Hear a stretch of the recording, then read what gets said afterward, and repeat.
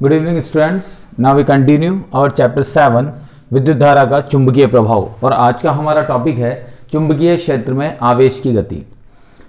चुंबकीय क्षेत्र में अगर हम आवेश की गति की बात करते हैं तो चुंबकीय क्षेत्र पहली चीज तो उत्पन्न किससे होता है? चुंबकीय क्षेत्र उत्पन्न होता है गतिमान आवेश के कारण से।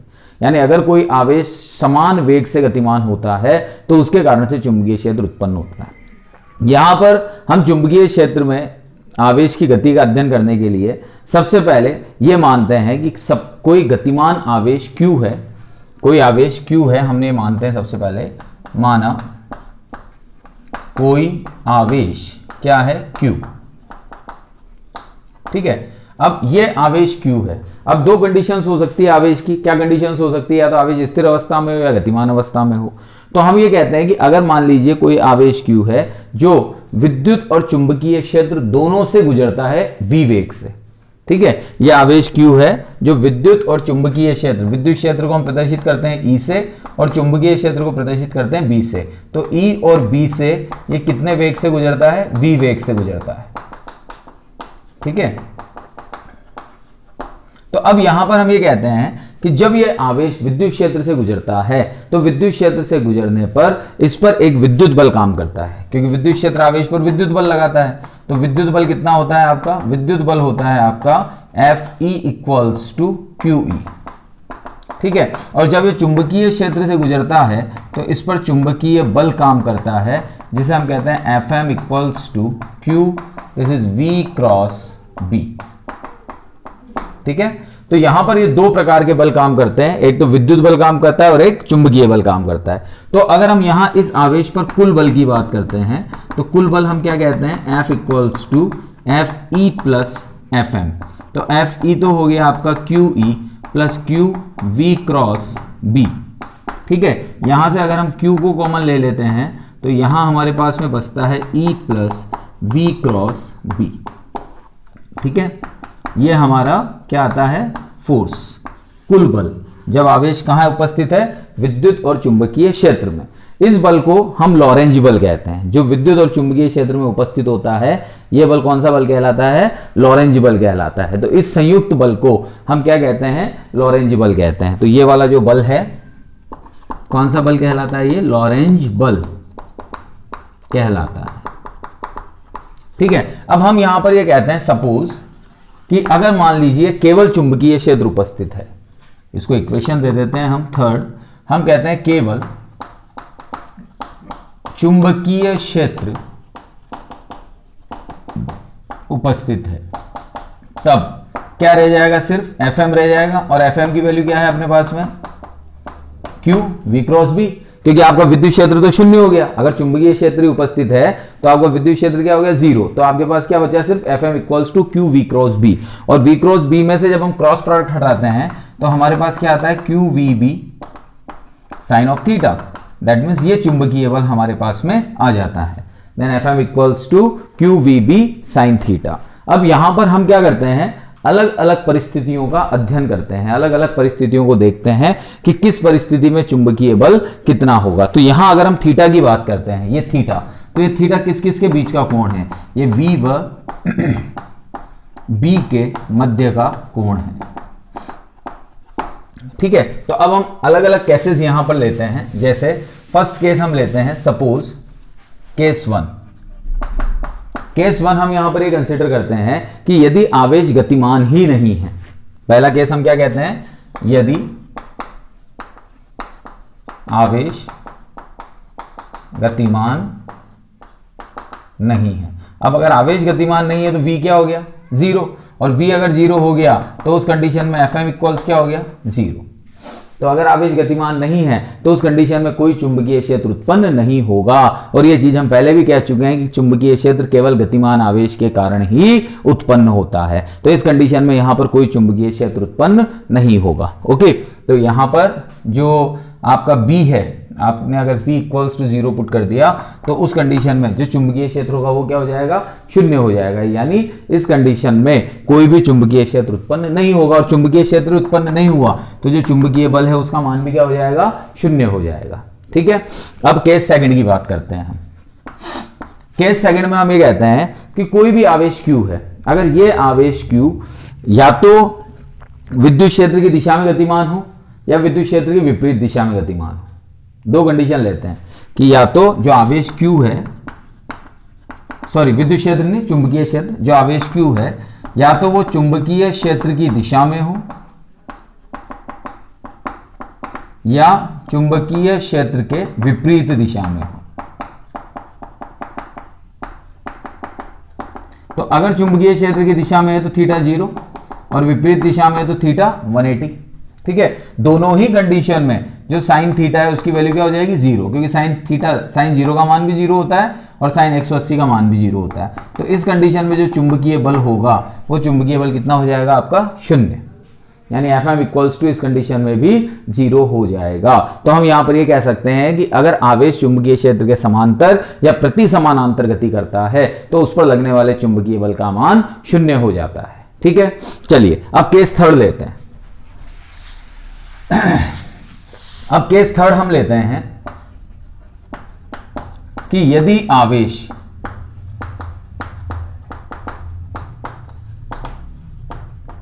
चुंबकीय क्षेत्र के लंबवत गतिमान हो, यानी यूं कह सकते हैं हम कि ये आपका चुंबकीय क्षेत्र है और ये आवेश Q v वेग से इस दिशा में गति कर रहा है।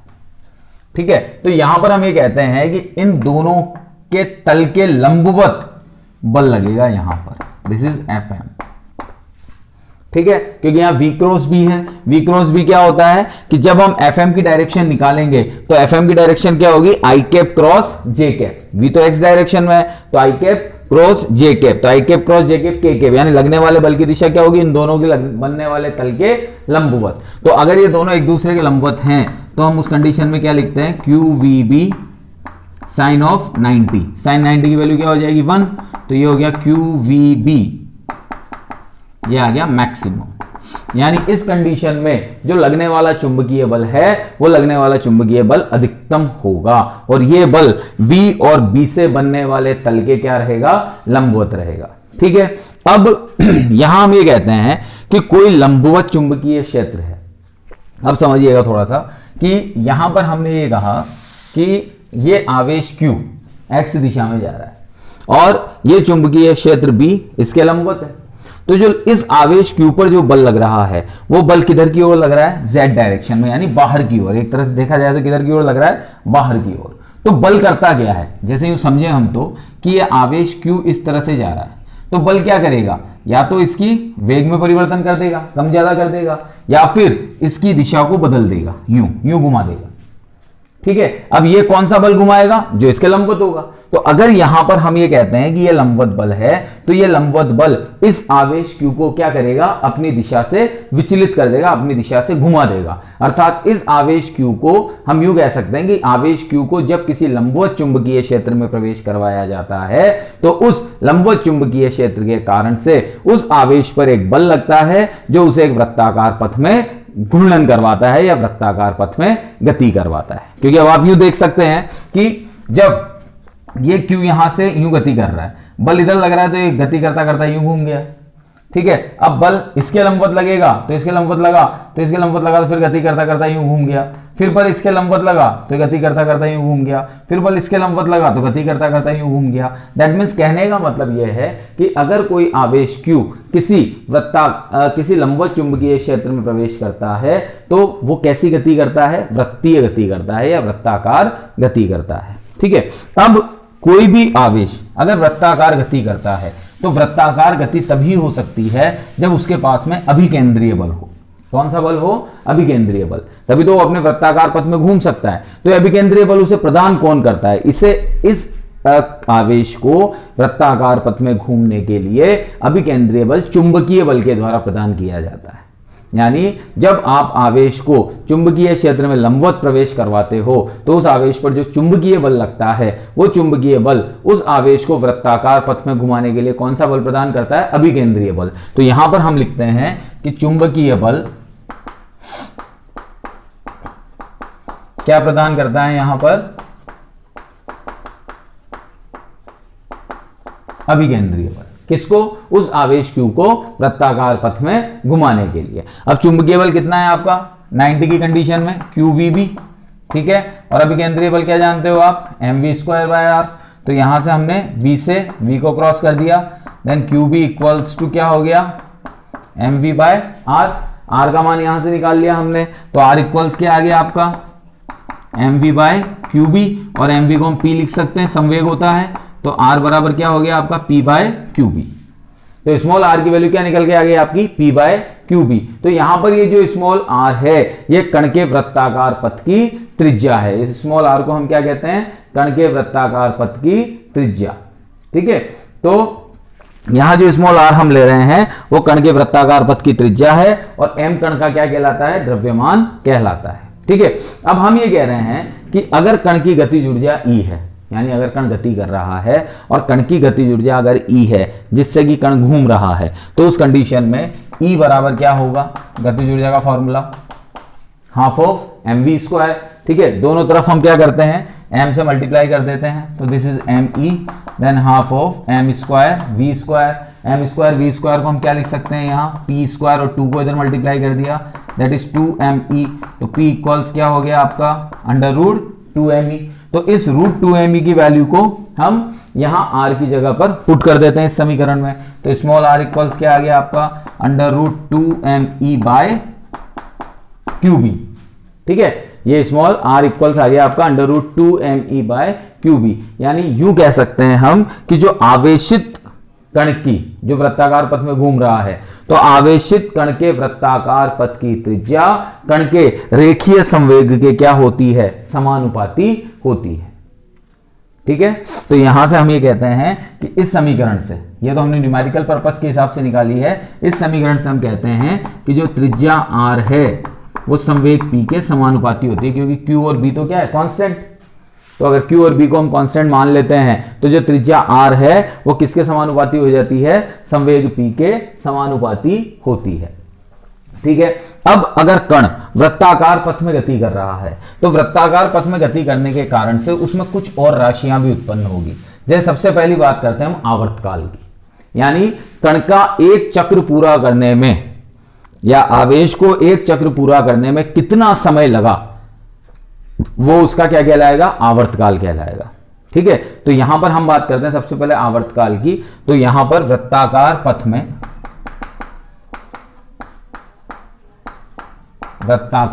पथ में जो गति हो रही है उस गति का आवर्तकाल, तो t इक्वल्स टू क्या जानते हैं हम? 2πr/v। 2πr तो क्या है? उस वृत्ताकार पथ की परिधि यानी दूरी, और ये चाल, तो दूरी बटा चाल मिलके क्या बनता है? समय, जो t आपका आवर्तकाल है, ठीक है। तो अब यहां पर हम इस वैल्यू को पुट कर देते हैं, 2π/v, और r की वैल्यू क्या है? mv/qb। तो t इक्वल्स टू क्या हो गया? v से v cancel, that is 2πm/qb। तो ये क्या आ गया आपका? आवर्तकाल। यानी इसमें कण जब एक चक्कर पूरा करेगा तो उसे एक चक्र पूरा करने में इतना समय लगेगा। अब हम यहीं पर बात कर देते हैं आवृत्ति की। तो आवृत्ति क्या होती है? आवर्तकाल की व्युत्क्रमानुपाती। तो n बराबर 1/t। तो ये आवृत्ति क्या हो गई आपकी? qb/2πm। ये उस वृत्ताकार पथ की आवृत्ति आ गई जिसमें वो आवेश क्या कर रहा है? गति कर रहा है, ठीक है। और इसी के साथ साथ हम कोणीय आवृत्ति भी निकाल सकते हैं। तो कोणीय आवृत्ति का फॉर्मूला क्या होता है? कोणीय आवृत्ति होती है ओमेगा बराबर 2πn। तो 2π इंटू n की वैल्यू हो गई आपकी qb/2πm। 2π से 2π कैंसिल हो गया, तो कोणीय आवृत्ति कितनी हो गई आपकी? qb/m। तो यहां से ये qb/m भी आ गया।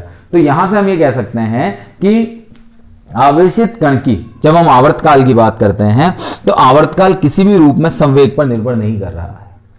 यहां पर जो आवर्तकाल का मान है, वृत्ताकार पथ में जो आवेश गति कर रहा है, आवेश चल रहा है, किसी चाल से चल रहा है, तो उस कण का या उस आवेश का जो आवर्तकाल है वो संवेग पर निर्भर नहीं करता है। संवेग पर निर्भर नहीं करता है तो क्यों नहीं निर्भर करता है? क्योंकि जैसे जैसे हम कण की चाल में वृद्धि करते जाएंगे वैसे वैसे उसकी त्रिज्या भी परिवर्तित होती जाएगी। यानी जैसे यूं समझो तुम तो कि एक 20 मीटर पर सेकंड की चाल से एक चक्कर पूरा हो रहा है, 20 मीटर पर सेकंड की चाल से एक चक्कर में लगने, एक सेकंड में या एक दोलन में लगने वाला समय आवर्तकाल कहलाता है। तो 20 मीटर पर सेकंड की चाल से वो 5 सेंटीमीटर त्रिज्या का वृत्त पूरा करता है। 40 मीटर कर लेगा तो उसे तो समय तो वही लेना है ना, तो अब उसे क्या करना पड़ेगा, अगर त्रिज्या आपने बढ़ा दी 5 की जगह 10 कर दी तो उसे अपना वेग बढ़ाना पड़ेगा, क्योंकि घेरा बढ़ गया ना, तो घेरा बढ़ गया तो उसे अपना वेग बढ़ाना पड़ेगा, क्योंकि उसे उतने ही टाइम में पूरा करना है। फिर तुमने 10 की जगह 15 मीटर त्रिज्या कर दी तो उसे घूमने के लिए फिर वेग और ज्यादा बढ़ाना पड़ेगा। तो जैसे जैसे त्रिज्या या वेग में वृद्धि होती जाती है, अगर आप वेग बढ़ाओगे तो त्रिज्या बढ़ती जाएगी और त्रिज्या बढ़ाओगे तो वेग बढ़ता जाएगा। दैट मीन्स ये टर्म हमेशा क्या आएगी, कांस्टेंट आएगी।